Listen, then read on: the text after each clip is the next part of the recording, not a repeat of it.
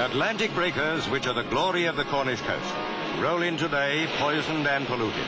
A tragedy such as Britain has never experienced before. Porthleven Harbour, at high tide, awash with a thick scum. The oil, feared for days, besmeared the westernmost tip of England. The southwest coast was a battle area. Civilians, 2,000 soldiers and Royal Marines grappled with the stupendous task of trying to fight off the oil. Under-Secretary for the Navy Maurice Foley coordinated the efforts of the servicemen. Enormous quantities of detergents were brought to the area. A small defense indeed against an estimated 50,000 tons of crude oil already floating on the sea. But with the mass of mobile pumping machinery now assembled, it was the only remedy available on the shore.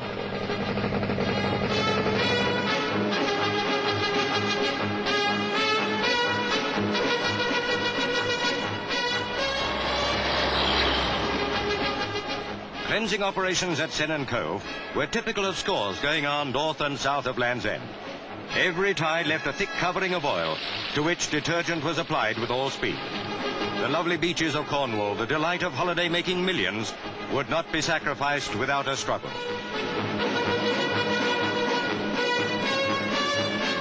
By helicopter, routine watch was kept on the Torrey Canyon, while there was still some prospect of salvaging the largest vessel ever to be shipwrecked. And every day, the Save the Beaches efforts were intensified. To men whose memories went back long enough, some minor incidents reminded them of wartime.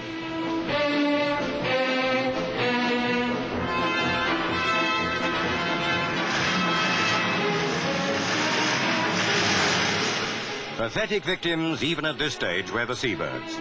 40,000 already dead was the official estimate.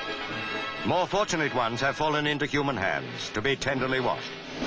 It's a delicate job, but hundreds of people have spent hours cleaning them almost feather by feather. Firemen, many of them volunteers from other parts of the country, hurried to Cornwall's aid.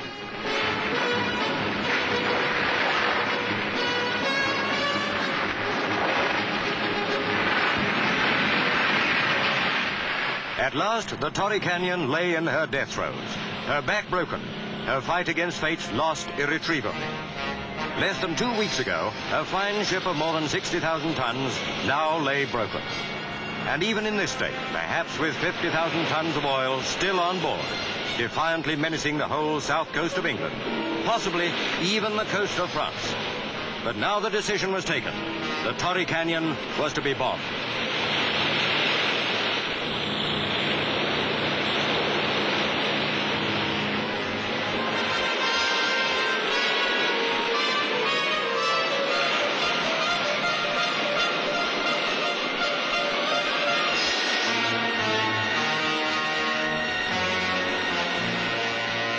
For the seabird population, the disaster could not have happened at a worse time. Even the survivors will not properly recover for months, so this year they will not breed, but at least they will live.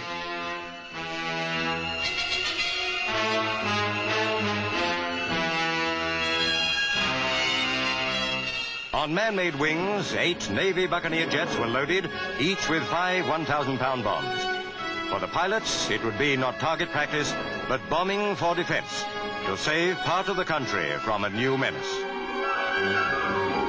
For the beaches, hope would dawn again if the bombs could set fire to oil still in the tanker. Meanwhile, measures less spectacular were continued on shore.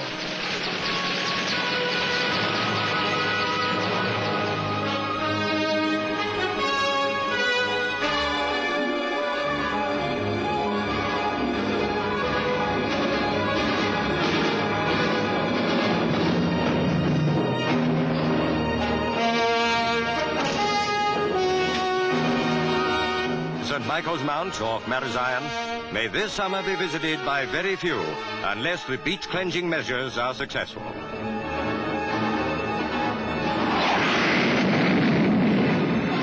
The awesome smoke pall from the bombed tanker 16 miles away, rising thousands of feet, almost resembling an atomic mushroom.